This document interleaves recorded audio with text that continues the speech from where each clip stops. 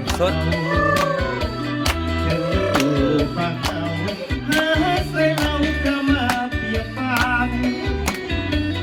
ได้พบกันเลยถึงใจพายายฟังเมื่อบุญเพียงเพียงนั้นเขาฝากสัมพันธ์และกันนาที่สันทุกรอบ้านกับตายผู้นี้จนตายบอกใครเรื่องคำสาบอยากให้ใครจะอ่านถ้าก็คือสุเรียงจันทร์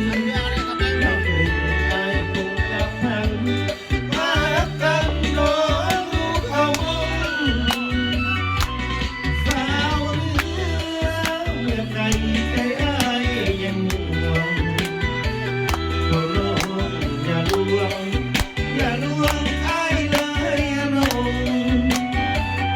ยามไอ้ใครจะพักใจจะให้มันคง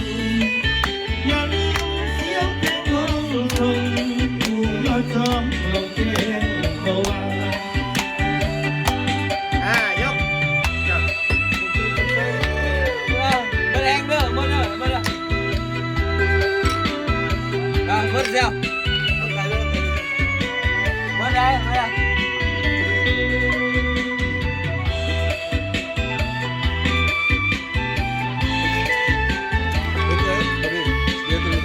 นะฮะอะไรแซ่บมันแซ่บนะครับว่ามันนุ่มเนี่ย ลูกนี้จนตาย